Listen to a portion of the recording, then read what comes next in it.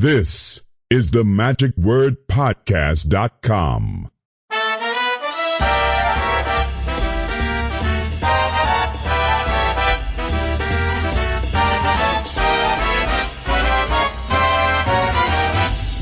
Hello, this is Scott Wells for the magicwordpodcast.com.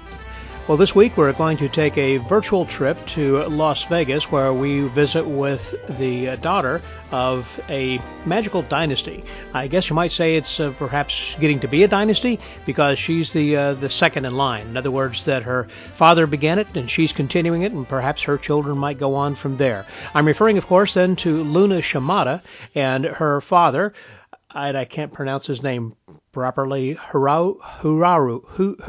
Shimada, who was an incomparable dove magician, someone who influenced me greatly in my early stages when I was learning magic, and I got into dove magic really because of him. I mean, that he was influenced by Channing Pollock and others, but Shimada was one who influenced me. It's just his style was impeccable. I don't know what to say. He was just perfection on stage, and it was such an honor then to get to spend some time talking with his daughter, Luna, but talking really about her career. Certainly there is a lot to say about her father's career, but this is really more about Luna. And she is an amazing woman who has lived quite a life and traveled the world. And during that time, during her early upbringing, when she had to live in sometimes not the best of conditions and also didn't get to have fine dining. Sometimes you think that just because that you're an entertainer or a child or in the family of entertainers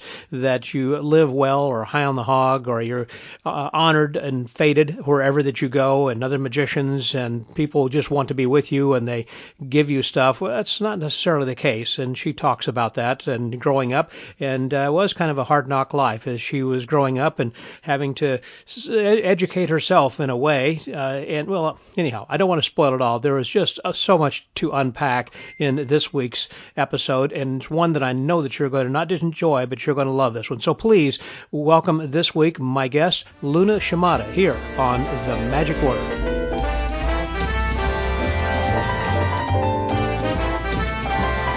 Today I have with me someone who is actually part of a dynasty, I would say, really, of a family dynasty of magicians, and someone that I've been wanting to talk with for quite some time. We've been friends for quite a while and kind of get to talk with each other from time to time and having little snippets of conversation, but finally get a chance to sit down and chat with her for a longer period and to find out some information that I know that not only do I want to learn about, but I think that you would enjoy hearing then as well. Please welcome my guest today, Ms. Luna Shimada. Hey there, Luna. Hey, how are you, Scott? I'm fine, thank you. Yeah, the reason I really I was so excited to talk with you, I'd met your father so many years ago, and of course had seen him perform and remember him as a child on different television shows and everything then like that. And so the obvious first question that would come to my mind is, what is it like to grow up in that kind of a family? I remember talking to Greg Wilson about that, with the Mark Wilson legacy that he has in his dynasty with Mark Wilson, Knight Darnell, and being the Magic Land of Alakazam, but he was part of the show. In this case, that your father really was traveling a lot by himself, and I assume was not necessarily traveling with you and your mom, so he was kind of on his own, so you weren't part of the show and performing. Actually, that's not actually true. Oh. I have been on stage since utero. Okay. My mom has always been his partner, and since 1965, which was when they got married, they were working in Australia in nightclubs, all around Sydney and everywhere, and she was pretty much on stage performing with him, assisting him. Well into her pregnancy. I have photos of her on stage. So you were on pregnant. stage kind of. I was on stage kind of, like right from the beginning. Yeah, right from the beginning. Because they got married in October of 65, and then I was born September of 66. So they didn't have much time to be, a couple before I came along and hitched a ride, know. So, no, we have always been a family unit. It was always my mom and dad and me, the three of us. All the time, everywhere they went. So I got to grow up in, on the scene, more or less. Mm-hmm. being a child, I wasn't aware that my lifestyle was different or unique from other children, because that was just my normal. Mm-hmm. But, I have very vivid memories of being backstage and growing up in hotel rooms and dressing rooms and hanging out with other artists and always trying to find a way to get on stage, even if it was at 1 o'clock in the morning, sneaking out on stage with the maracas and playing with the band, right. which got them into trouble quite a few times. Well, I thought about that a lot. People who are part of a celebrity family, let's say, children of movie celebrities, people who are well known around the world in a A-class type of a situation, children of, Bruce Willis and Nicole Kidman and whomever else, that they grow up kind of protected and in a bubble from the standpoint that that whoever that are their friends, they kind of are friends of other celebrities' children, basically. That's right. And as a result, it's kind of like, well, my dad does this. I mean, that's normal. And then when you actually go to school and you start realizing, well, your dad doesn't do that, or why wasn't he in the newspaper? I didn't see him on television, or you just assume that kind of a thing. It's a different kind of a mindset when you grow up. So, and I've often wondered about this, about friends of mine who are on cruise ships and then have children, and then for a while will have the child or children with them on the cruise for a while. Then finally the spouse will go back home and stay with the child. Well, the husband might go out and work for a little bit longer and then said, I really need to be with the family, and then kind of comes back, or they might separate or whatever. But the point is that for a while that they are still growing up, I guess, in that environment, whether it's a cruise ship or whether it's traveling or whatever else like that. So I think it would be difficult to find other friends in a situation like that where you're, like you said, you want to get on stage at 1 in the morning. I mean, who else did you hang around with? I mean, who did you associate with as a kid? A lot of my father's friends, my parents' friends, were basically the other performers in shows that they worked in. And a lot of them didn't have children because, like you said, some of those performers left their children at home or had spouses that stayed home with them. So we were, I think, kind of unusual in that way because my parents were, very kind of independent people, but they didn't really have family to support them because they eloped. It was the 60s, so there was still a lot of racial tension right after out of World War II. So, he's a Japanese man in Australia. So technically he was the enemy, so they had to overcome a lot. Did they have detainment camps there in Australia as they have here? No, they didn't. I mean, the war was over. So, everybody was just trying to kind of settle in, but, and open up their borders and open up commerce and everything. But the problem was that her being Australian and her father being in the military, they were not for the marriage, so she had to elope, and so they had no contact with the family. And then, of course, when they went to Japan, the Japanese family wasn't too keen on him having a Western wife, right? Oh, wow. So, okay. So they didn't have the benefit of being able to fall back on family support. So it was pretty much just, as my mom used to describe it, him and me against the world, right? Yeah, it seems almost quite literally because there was nobody in his camp. Exactly. They in either of their camps. So all they had was each other and me and the friends they made on their adventures, on their travels. So, and like I said, I didn't really, every now and then we came across an artist that had another child that I would play with, but I pretty much grew up around adults most of my life. And when it was time for me to go to school, my mom just bought a lot of books and tried to teach me herself. And then when I got to be school, whenever we were like in Los Angeles or whenever we knew we were going to be somewhere for 6 months or for a period of time, she'd put me in school for a short while. But then as soon as we had to go on the road, I'd get pulled out of school. So I didn't get a lot of schooling as a result. And I ended up, as I got older, doing a lot of correspondence courses, which is kind of the equivalent of homeschool now. And so it was it was an interesting time for sure. I've always been a knowledge buff. So, as soon as I learned to read, and I didn't learn to read because of that, until I was about 10 years old. Wow. I was a late bloomer. I was illiterate until I was about 10. And then I got very, very sick. When we were in the Middle East, I caught a really bad virus and I ended up in the hospital for about 2 weeks. And, I couldn't get out of my hospital bed. So I asked them to bring me books, and I taught myself how to read in those 2 weeks. And I was reading about 3 or 4 books, per week. How do you teach yourself to read? I mean, when you don't have someone who is well, kind of... I had some basic fundamental, knowledge about reading. I was just a very slow reader. So by sitting there and having nothing else to do, I just slowly started to learn, how to sound out the words, and I taught myself how to read. And then it just started coming. And I have just been a big, reader ever since. Just a voracious reader trying to read everything you can. Readers, yeah. So, and from that, I became self-educated. I had encyclopedias. I just absorbed knowledge like crazy. And so by the time I went back to school, like junior high school, and I did go to boarding school. That was the one thing, the only real formal education I had was when my parents decided that, well, she hasn't had been in an actual school or finished a grade in like 2 years. We got to put her in school. So they put me in boarding school in Australia.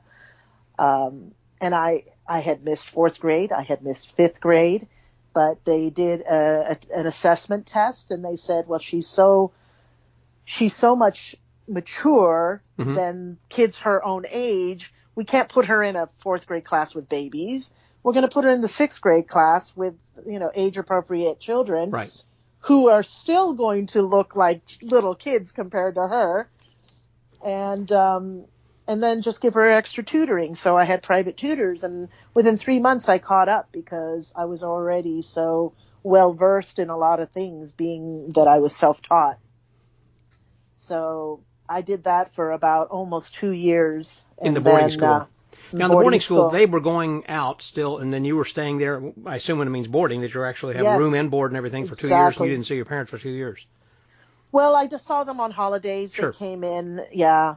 So, but then eventually my mom said, I think it's time for you to rejoin us. And, and by the way, I'm pregnant. I'm going to have another baby. Okay. So I was about 11 years old at that point, and I think they thought it was time for me to learn the act because I was going to have to replace her while she, obviously had to have a child. So that was pretty much how it started for me with my stage career. Like I stepped into her shoes and started learning how to do the act with my father when I was 11. They dressed me up, put me in high heels and makeup, and I looked like I was 18. But really, you were only what, 13, 14? 11. Oh, goodness. Almost 12. Not even a teenager. Yeah, almost 12.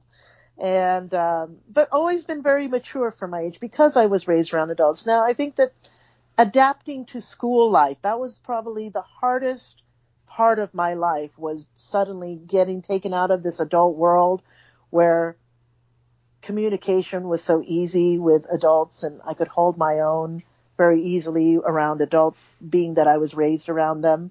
And then suddenly being thrust into this environment with, children my own age that were very immature.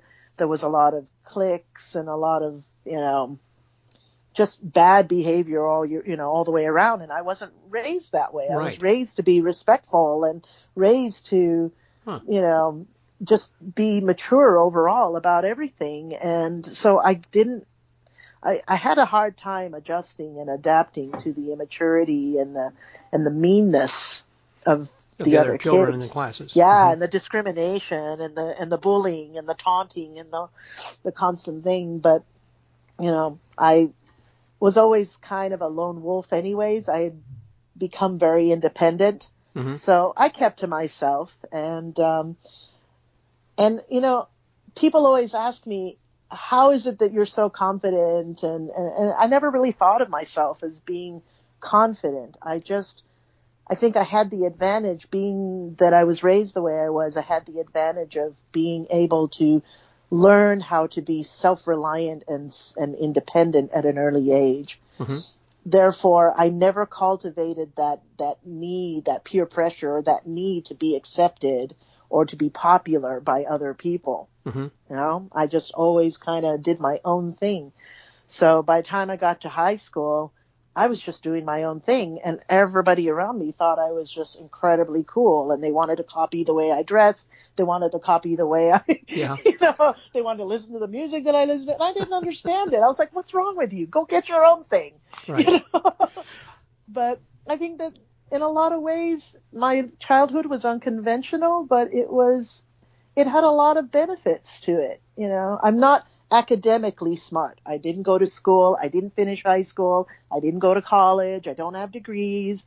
I have been doing what I've been doing my entire life. I have never even had a 9-to-5 job, mm-hmm. ever. I've never had a job. I went from being on stage to having an independent career, having several careers with different partners, and then becoming an entrepreneur and a business owner, and just that's it, you know. Right. I've never joined the workforce. I don't even know how to work for somebody. Well, you're not unusual. I know that some others have chosen the same path as well. I remember even Di Vernon talking about, I think he worked for a short time doing some construction. He fell, broke his elbow or something, and he said that was the last time he ever had a 9-to-5 type of a job. But, you know, when you mentioned about your mother being your father's assistant, I completely forgot about that because she was so good and so invisible, the way that she would hand him things or he would hand her something and she would go back and off, just float on and off stage, that she was like a referee in a sporting match in which that you never should see the referee because they're kind of the supportive people. And your mom was just perfect in that role. And so much so that I'd forgotten. I was thinking that he was on his own. But, yeah, that's right. She did. She glided in and out so, you know, perfectly and effortlessly that you knew she was there, but at the same time she wasn't a distraction. Mm-hmm. And it was hard for, you know, it's amazing that she wasn't a distraction because she was an incredibly beautiful woman. Mm-hmm. Like, it's impossible to not notice how gorgeous she was, right? And yet she had this sort of ability to come in and out like a ghost, you know. Take the attention when she needed to and then disappear when she needed to. Well, it's interesting because some assistants want to have a little bit of the attention, and I'm talking about, let's say, Mr. Electric and Carol. When Carol would come on, that she was dancing, and she was in the same thing with Pam, with Tom Sony and Company. Of course, that's part of their act, but in this case... And the difference between them and my mom was that both Pam and Carol were already performers before they married their magicians. Oh, good point. Mm-hmm. Okay, mm-hmm. So, you know, Pam was an actor, and Carol, I think she was a dancer or a showgirl or something like that. I think she was an ice skater or something, and a dancer or something like that. But she was already a performer. Correct. So what happened in that situation is that they both married magicians, and since they were performers, you know, their approach was, hey, you know, I'm going to be the razzle dazzle of the act, and and you guys just do your thing. But, so different formula, different approach. I mean, it worked for them really, really well. But well, whenever your father was practicing, I often think about this also, that times that I have spent practicing and my children are doing schoolwork or they're going about whatever their activities are, and I'm practicing. Do you remember your father actually having a room where he would go and work with his doves? Did he keep his doves in another room in the garage, or did you live with those? And how did he come up with some of those ideas? Well, the Dove Act was something he was already doing before I was born. Sure. And I believe that a lot of that act evolved, you know, in my early childhood with my mom when I was very, very young. So I don't really actually have clear memories. I guess that's true because of him practicing that act specifically. He had that down, kind of like Channing Pollock. I mean, and Norm Nielsen, they had the act, so why change that? That was something that he was just already doing, and that was just my normal. I mean, we traveled with the Birds. The Birds went everywhere with us. We had a little carrier that we put them in, and then when we were in a hotel room, sometimes we'd take them out of the carrier and put them in the bathtub or in the shower. because, we didn't have a big cage to put them in. So we carried them in the carrier from place to place and then let them out in the bathroom. And they would coo and make a lot of noise. And we weren't allowed to have animals in the room. Yep. So sometimes we got caught and we'd get kicked out of the hotels. This one time we were in Paris, we got kicked out in the middle of the night, in the middle of a storm. My mom was putting my coat on, and we were packing up our stuff, and we literally had to leave the hotel at about, 1 o'clock, 2 o'clock in the morning in the middle of a rainstorm.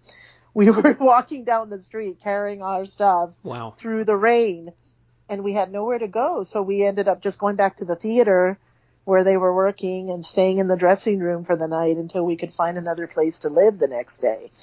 But keeping those birds quiet was the biggest challenge. We put them in the shower, and if they started cooing, he'd go turn the shower on and get them all wet. That'll calm them down. For a while. Yeah, they'd stop for a while. I had a similar issue some years ago when I used to do doves as well, and I remember I was in Kansas City, and I had checked in and with the client was with me, and he was paying for everything, and so anyhow I had the cage with me, and I didn't know that you couldn't have animals, and so I hadn't been in very long. Same thing, put them in the shower, close the curtains so that way it'd be a little bit dark, and that way they thought they would be quiet. And it was probably about 15 minutes later, and I got a phone call then from downstairs saying that we don't allow livestock in the hotel. I thought it was my client who was calling just to jack with me, just kind of joking with me because I hadn't had this issue before. And I was joking back, oh, yeah, sure, well, I'll get rid of them. I'll probably eat them for dinner tonight or something, whatever. And then they said, well, yes, sir, we're serious. You need to get rid of those. And I said, no problem. And so that was the end of it. And then later that evening when I was performing afterwards, I was talking with a client, and I said, hey, it's a funny joke. He said, what are you talking about? And it really was the hotel calling me. It was not the guy. So, but they didn't kick me out at least. And I don't have that story where I had to spend the the dressing room. Yeah, well, Europe in the early 1970s, people were not that friendly back then. Now everyone seems to be a lot more accommodating, and especially with animals in hotels, it's so different now. Thank goodness, because I traveled with a dog for like 25 years, and I had to sneak him in everywhere I went, and I trained him how to be quiet. Yeah.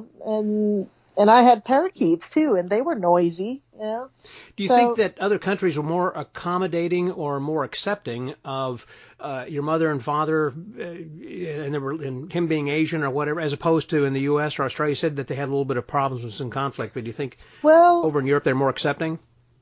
In Japan he performed quite a bit, and having a gaijin wife, a Western wife, was a novelty over there. Mm-hmm. So they did pretty well over there in Japan once they left Australia. Australia was, the nightclub scene, again, they were like a novelty, Japanese magician, Western wife. They had a formula. It worked for them for a while, and he only had the Dove Act at that point. Mm-hmm. And then we managed to get ourselves over to Europe, and then we worked in Spain, we worked in Paris, then we got over to England, and that's when things started to get really bad for us, because the English people didn't really like his act at all. Didn't like the act or him? They didn't like him. They were, a little racist, prejudice, and they said, and also because they had a lot of magicians in England that were doing similar style acts, and one agent basically... so we were starving. I mean, we were living in a flat where they had coin-operated hot water. You had to put coins into to get the hot water. Yeah. And so we couldn't afford a lot of money, a lot of coins to get the hot water. So we, couldn't bathe properly. We would have to bathe in the sink, and we didn't have enough money to buy food. So the only thing we could afford was potatoes. So we bought like a couple sacks of potatoes. We ate potatoes for about 3 months. And finally, he got his first gig, and it was in somebody's hotel room.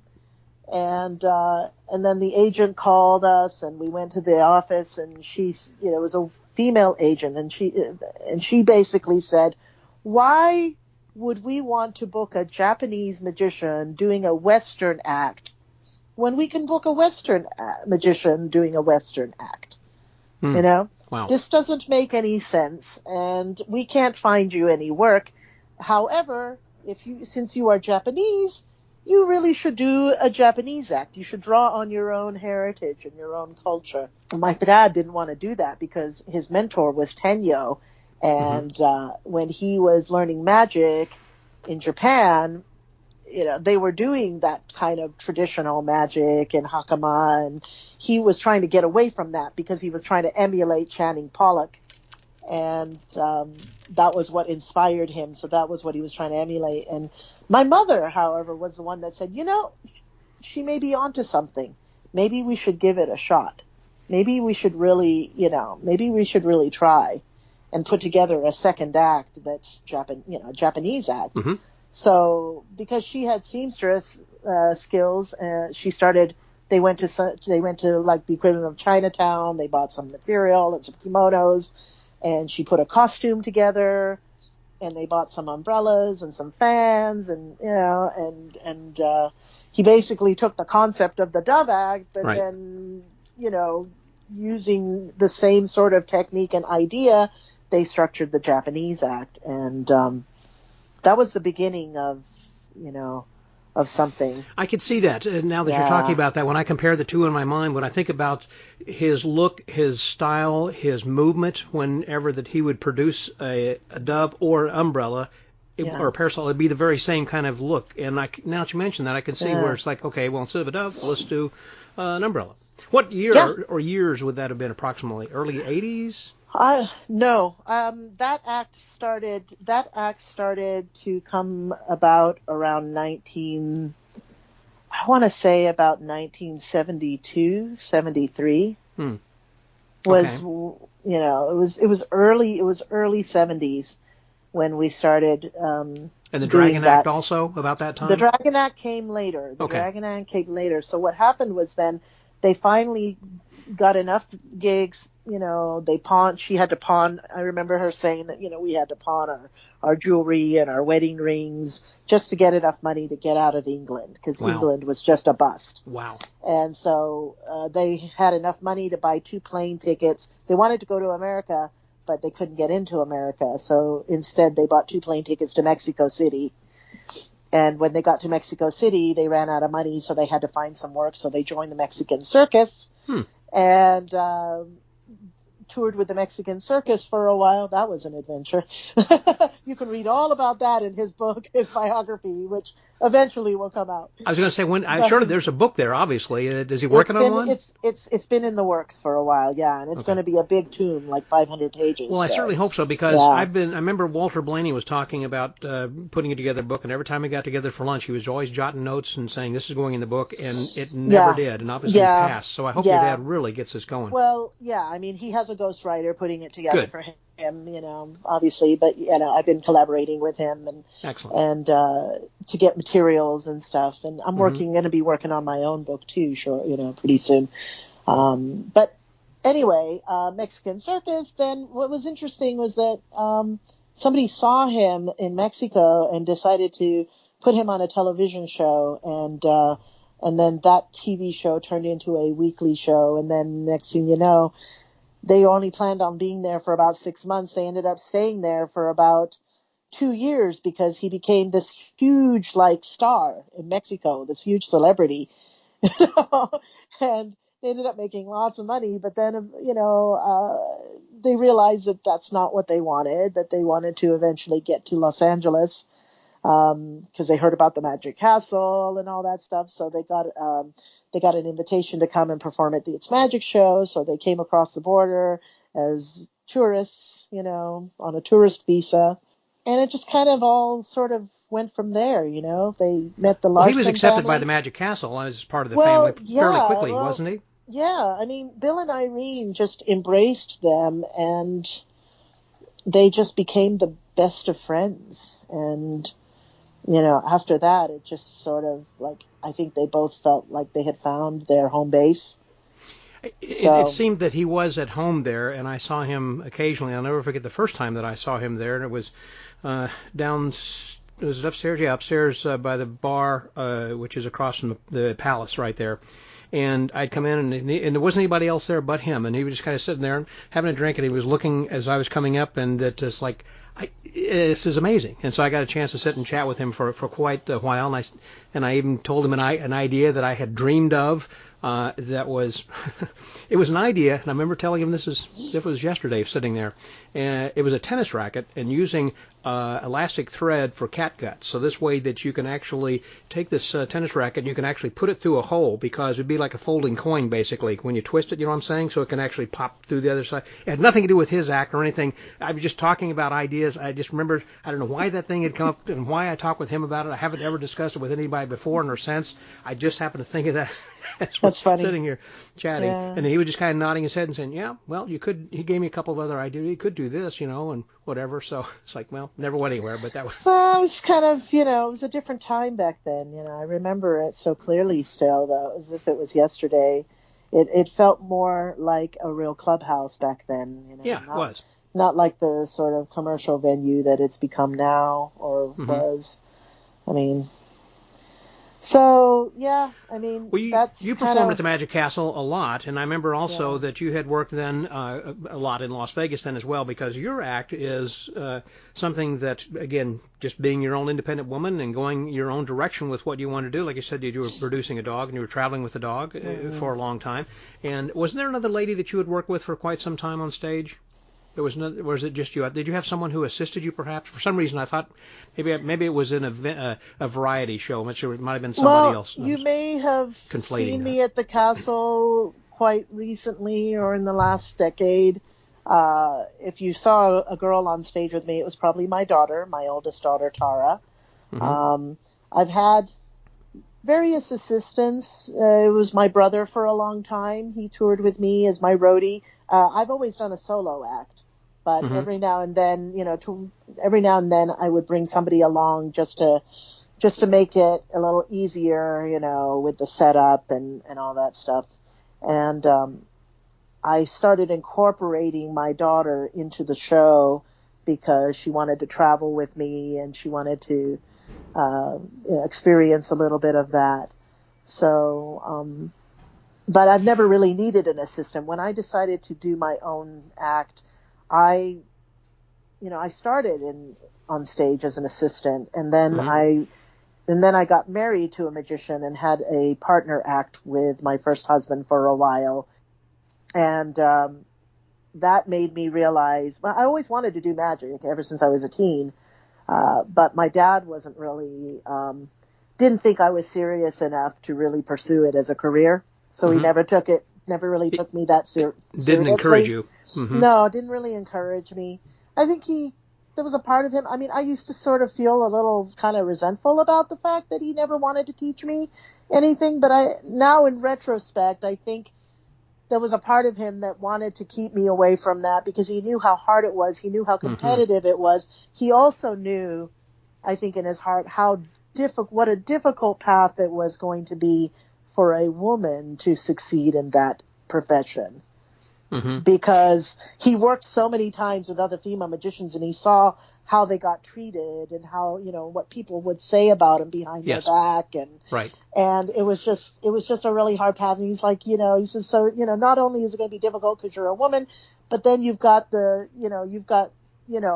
famous father. You have, my reputation and my name that you have to live up to as well, which is going to really make it even harder. Now, that's the thing that people don't realize. They look at someone like me or like these famous, actor families like the Douglases or, kids that follow in the footsteps of their famous parents. And they think because we have famous parents or because we come from a famous family, that we get all these suddenly we get all these advantages, like doors just suddenly and opportunities just fling open for us. And it just simply isn't true. I can tell you there have been so many times when I wished I could have come into this profession as a complete unknown, right? And just, pitted my skills and my talent against, whatever competition was out there. I hadn't thought about that. But because you have some real barriers. I had to come, it was more of a barrier than an advantage because coming right out of the gate, people are like, oh, this is Shimada's daughter. She better be good. Better be good. Or, she better be good. She's got a lot to live up to. And in a lot of ways, I was sort of set up to fail because of that, because people already had these preconceived ideas and expectations about who they thought I would be or should be or could be. Right. So, and I was, again, independent. I wanted to do magic, but I had my own ideas about how I wanted to perform and how I wanted to present myself. I wanted to honor my family and my father's work, which was why I decided to do parasols, not doves. Had enough of doves.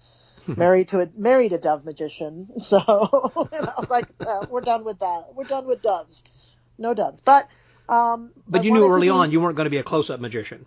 No. Well, I came from stage magic family. Background, sure. Yeah. So it's like when your father plays the violin, you learn classical music, and that just kind of, yeah. But not the guitar, yeah. Exactly. But but my father loved opera and classical music. I loved rock music. So when I decided to step out on stage, I didn't want to be a classical performer anymore. I wanted to take the essence of what I learned, and I wanted to be, it was, by the time I stepped out on stage, it was like the late 80s, early 90s. It was like 1992, 93. And I was so into my rock music because I'd been always forced to play this role of the elegant, assistant in the gowns and the glamour and the 1940s, 1930s aesthetics. But inside, I was just this rock and roll teenager, I just wanted to be a rocker, So when I stepped out on stage, performing to like rock music. I had like leather boots, and I was very modern and really going in that direction when that style was only just starting to become accepted in the magic world. Right. Because of people like Jeff McBride. Right? But they weren't ready for a female, McBride-esque type performer, right? Interesting. They were expecting, well, this is Shimada's daughter, so she's going to step out on stage, she's going to do an elegant act, it's going to be like her, it's going to be classical, and that's not what I gave them. And they were, like, appalled, Oh, that's too bad. Wow. No, it didn't get received that well because they didn't understand it. And my mom always said, you're just ahead of your time. 10 years from now, everybody will be doing what you're doing now. Now, where were you working that? She was right. Where were you working that act, though? I mean, did you kind of work it out there at the castle, or it seems like I remember you worked at the Greek Isle for a while, didn't you? Yes, I worked. I did. I worked at the castle. Well, when I started that act, I debuted at FISM of all places, which was of course, which was crazy pressure, Wow, you think? But that's another story for another time.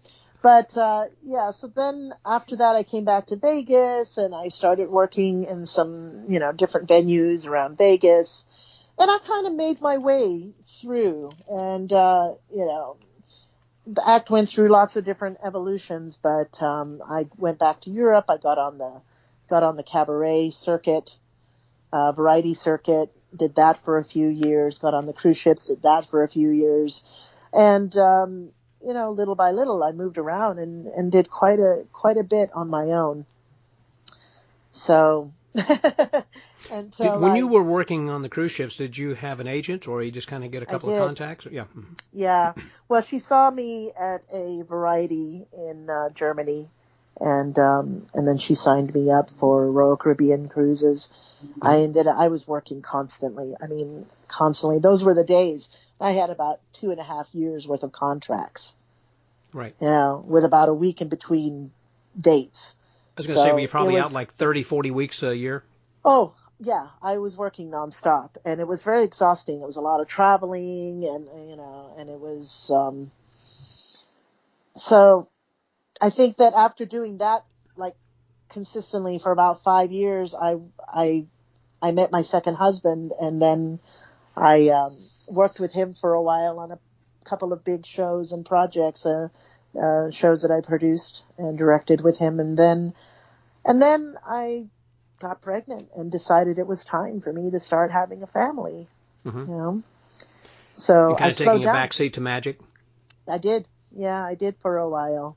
Took some time, and it was sort of a strange time because it was right as we were entering the millennium, and So my first daughter was born in 2001, and I continued to work for about another year after that, but it was too stressful. And I don't know, I didn't want to do what my parents did. I didn't feel it was necessary, to drag her all over the world. I did that for like a year on cruise ships and everywhere, and took her everywhere. And there was a part of me that just wanted to give her a little more stability than what I had. And I think that I also just didn't want to continue that lifestyle. I was slowing down. I started having my kids late in life, in my mid 30s. So I just, I chose a different path. I decided that, I helped my husband with his career, and we established a strong brand and a strong, business together. And then, I decided to just concentrate on being a mother, because even though I loved my parents and they were great and I had an interesting life, I missed out on a lot of my childhood, and I never really got to develop a strong, parental bond with my parents. My parents were always like my friends, but they weren't really my parents. Right. I was never close to my mother.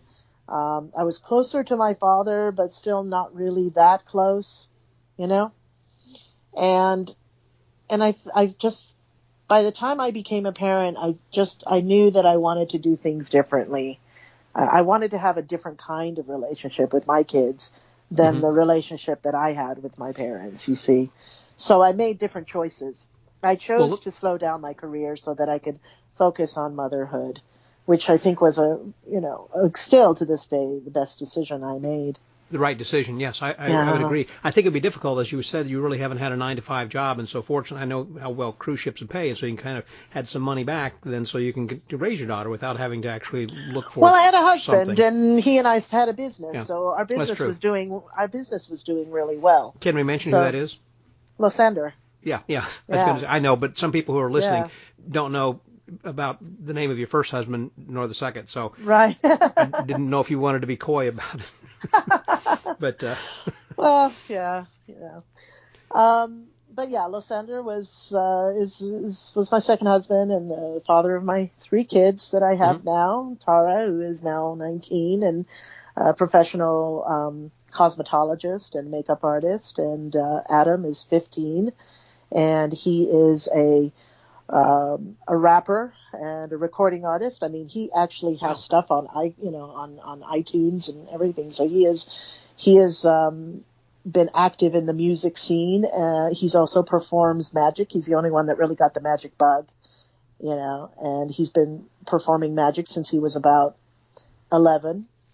And Ione, my youngest girl, she's a blogger and a YouTuber and a comedian. Social diva.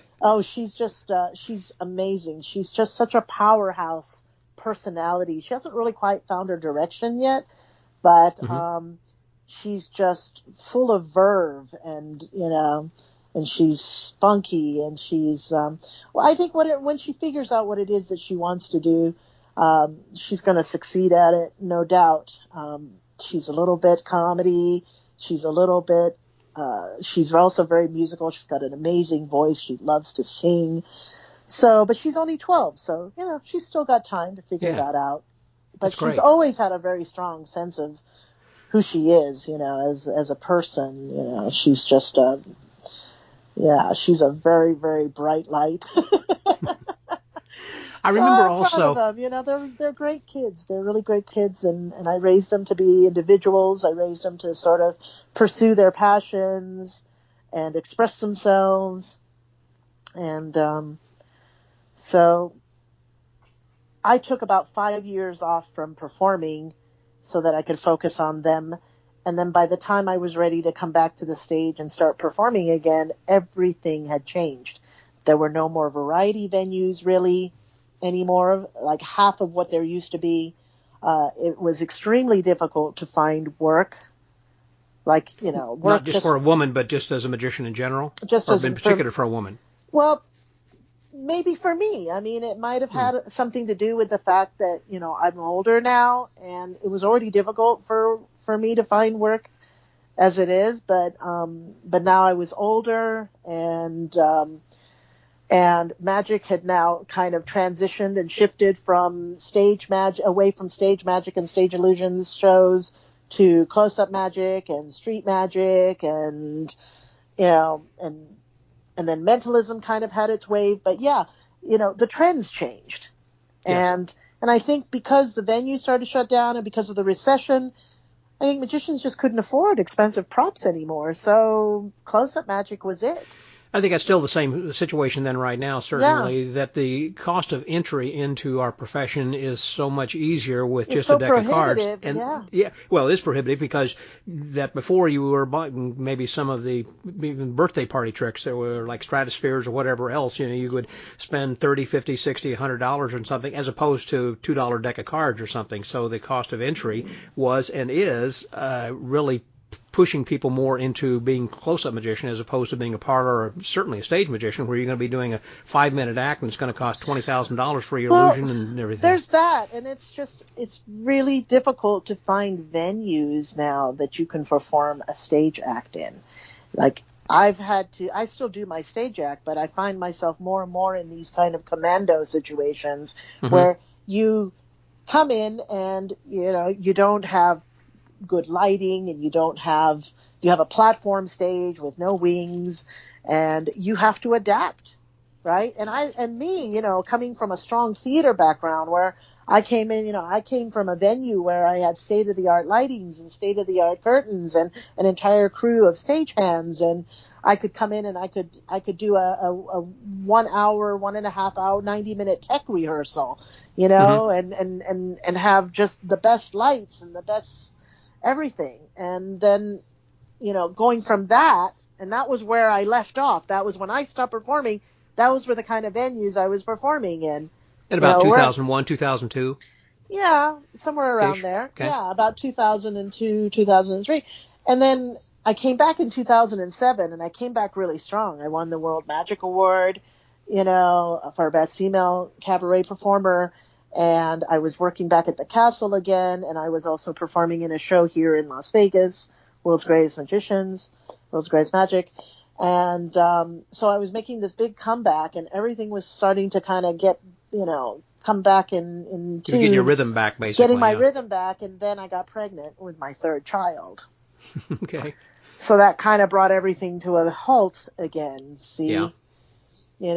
Not to mention every time I had a kid, I'd put on like 50 pounds and then I'd have to lose it all. And then, and there was this whole thing with and then of course, because women are overly sexualized anyways, especially performers. Particularly in Las Vegas, I think, too. I was talking to Ariane Black about that, and she was particularly everywhere. Mm-hmm. I mean, I went to the castle. I remember the first time I got back on stage in 2007, I was about a good 40 pounds heavier than I was before I was pregnant, before I had my child. And people whispered behind my back about that. I got criticized a lot and was not to my face, but behind my back.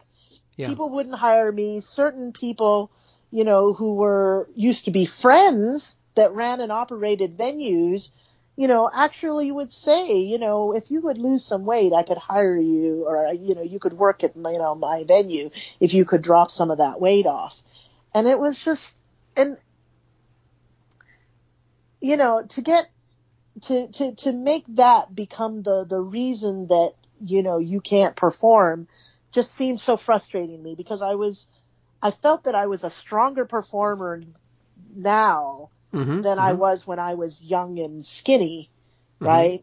Like when I was young and skinny, before I had my children, my motivation was all about, I got to stay in the game. I got to compete. I got to be as good as everyone else. And there was this constant like tension to keep up with everything, right?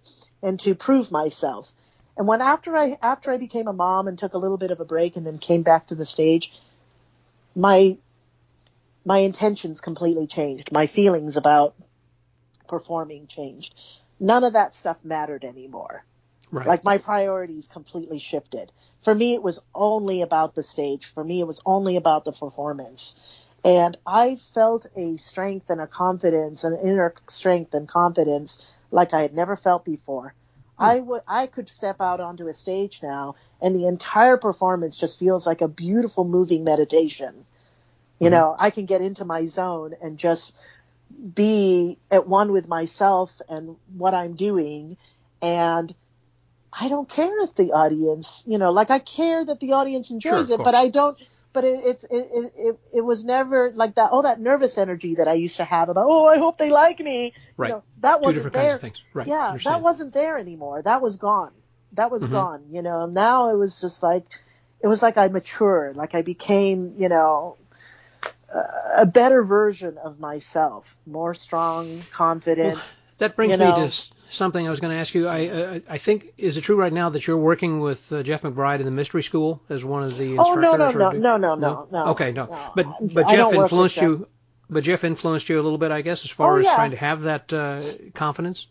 Well, Jeff was someone that I strongly admired and was inspired by in my early stages of my career when I first started performing. I remember being when I was married to my first husband, you know, we had heard about this magician Jeff McBride, and we were doing a classical act, but you know, James was just like, oh, I need to see what this guy's all about, you know. So we went to this state fair in New York, and we went and saw him perform on an outdoor stage. And I remember the first time seeing him perform, I was just completely just, you know, in awe. Like was that his mask act? Yeah, the mask act. And I got so excited because I thought, okay, here we go. This is the next level, you know. I was just so ready to see magic move out of the, you know, the doldrum of the classical. You know, if I have to see another magician perform to Begin the Beguine or Cole Porter again, I'm going to pull my hair out, you know. And then this guy steps on stage and he's working to Pink Floyd, he's working to rock, you know, he's like all the music that I love. And I was just like, yes, finally, you know, evolution, right?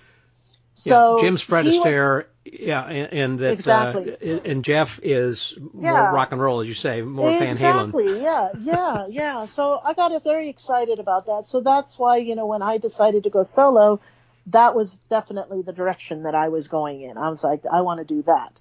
So fast forward, you know, I heard about Mystery School. You know, back then it was kind of, people were really skeptical about it, but I was all for it. I was just like, hey, I'm down for it. You know, I'm down for this. And so I contacted him and said, I want to come to Mystery School. I want to experience this. And he's like, well, I'm very excited about what you're doing. I want to see what you're doing. So he came to Las Vegas and he saw me perform in the show that I was doing at the time. And he became very excited about what he saw and said, wow. Like, these were his exact words out of his mouth, which I thought were really funny, and I'll never forget it. Right after he saw my show, he said, you're like a female version of me. He's like, we should do a show together, you know. And I was like, really? You know, like, I didn't believe he was serious at the time. But then he's just like, absolutely. He says, you're the only performer I've ever seen that could match my energy on stage. And so that became the beginning of a collaboration, you know, where we started working on a show together, and we toured that show for about a year and a half. I remember that. And, you know, it was fantastic. It was just a really great time in my life. Just, first of all, working with my idol, right? That was, let's just say that was just like the coolest thing ever. You know, it would be. like he shows up 2 hours before my show and sits in the dressing room in a chair behind me while I'm putting on my makeup. My hand is shaking so damn much I can't even get my eyeliner on because Jeff McBride is sitting behind me watching me get ready. And I'm like, what's happening here? You know? That is kind of odd, but okay. It was so funny, you know. It was just like so funny. But it was, you know, it just goes to show you how when you focus on something, you know, you attract it, you draw it to you. And so he definitely sort of became my first mentor at the early stages of me working on my show. Was very inspired by him. Then working together with him, I learned so much about the kind of magic I wanted to do. So, it expanded my knowledge base. It expanded, my creativity. And then, after a few years, I was ready to go out on my own again. And so, I did that and had a very, very successful career, for many, many years after. And so today, are you really working on something new, a new act, or just polishing the one that you've had for a few years? My act is constantly going through evolution. See, I think that this is what I have learned, is that when you create that, what, Jeff and I used to call the bread and butter act, right? Yeah. We always talk about the bread and butter act, right? That very first act is your skeleton. It's your skeleton. It's your bare bones. It's the structure and the foundation of your creativity, right? Like the trunk of your tree. Sure. And that's what my first act was. It was the trunk of my tree, just like his mask act is the trunk of his tree. And my father's dove act was sort of like, was the roots from, everything that came afterwards. Right. And so like my act is sort of the base of my work, but it has gone through many changes. I've added material. I've taken material out. I've changed the music dozens of times. I'm constantly updating it to stay with the current times, with the current trends, but also to keep it fresh for me, because I'll get bored with it, and then I'll want it to change. I'll want to change the costume. I want to change, and I want to add new routines into it. And so the old routines, the original routines, not old routines, but the original routines, which were the staple, like I said, the base of my foundation of my work, somewhat remains the same, because you take it to a certain point and you get it to a place where you go, okay, the timing and the routine and the structure of this routine works perfectly. It is, it synchronizes, right? Right. So why mess with a running system? Yeah, when it works. Right. When it works, it works. But what you want to do is you want to constantly give it a fresh coat of paint. You want to constantly update it. You want to keep it going. If something stops working, then you work on it and you change it or you fix it. And in the meantime, I'm always working on new routines and adding new routines. So I have a 1 hour, one woman show, and that is and there's new stuff going in it all the time. There's talking pieces in there. There's storytelling pieces. There's close up. There's, all sorts of different variety of types of magic in there. And I'm always experimenting, but my style is theatrical. It's always been theatrical because that is my roots. And that is how I like to perform.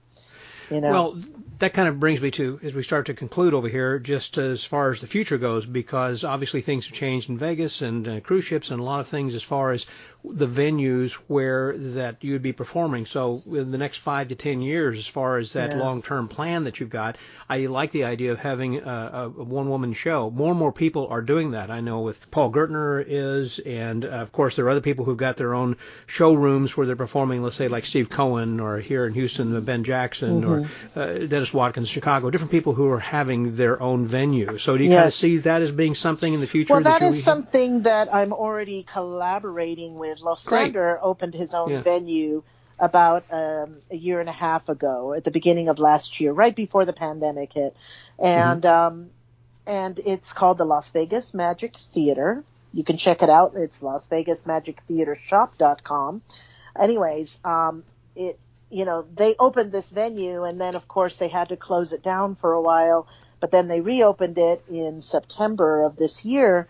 And then he decided he wanted to add more shows and expand on the concept. So I joined the team. And so I've started, working with him there. And on some nights, certain nights of the week, I perform my full evening show, and then he performs his full evening show, and we also have a collaborative show that we do together. We recently also added a close-up experience show at 4:00 with Eric Stevens, so he's doing the close-up show, and we're on all the ticket brokers, and, we just sell tickets. So right now things are a bit slow, but, it moves in waves. It comes and goes in waves. And, sure. So that's what they're doing. And I appreciate what they're doing. And I'm learning a lot just working with them on their team. But yeah, my goal is, of course, eventually to do something of a similar thing, in the future for myself. I am dedicated to the performance arts, and it is all I have done my entire life. It's all I want to do, and I want to run and operate my own venue. So eventually I will do that. I will transition and open my own place, and I don't know what the future holds or how it's going to work, but I'm definitely keeping myself open to changing trends and, see what happens. And you're optimistic. That sounds great. Oh, always. Yeah. I mean, I'll never stop performing, or showcasing other talent. Because that's another thing I love to do is collaborate or direct and showcase other talent. Because I have a very strong mentors program. I have also had a magic school. I've been teaching for many, many years. As well. So, well, as we wrap up, the name of my podcast is called the Magic Word Podcast. So I always like to close by asking my guests what it is that's your philosophy of life. What are your words of wisdom? What is it that is important to you? It's important to me. I think that whatever it is that you pursue in life, make sure that it is something that you are passionate about, that you are, and it's something that you are giving back to others. Because when you are in pursuit of something for selfish reasons, you will eventually run out of steam and run out of energy and deplete yourself. But if you are constantly giving back something, then you are always going to be pulled towards that passion and that vision rather than pushed. Right. You want to, whatever it is that you pursue in life, make sure that it's something that you are pulled to, not pushed to. And, I like that. And that, and that entails being true to yourself and really understanding what it is that's important to you. It does. I just know that when I give something to others, I feel an increase of energy. When I take something, right, when I act selfishly, the opposite happens. So just remember that I think that the key to life is to always put back what you take and constantly replenish that well. Mm-hmm. Or if you can, to put more back and what you to keep it growing. Well, that's great. Very good words of wisdom. Thank you very much, Luna. I appreciate you being my guest here today. Thank you. Thank you so much for having me. It was fun. That was fun. So for the Magic Word Podcast, that was Luna, and this is Scotty out.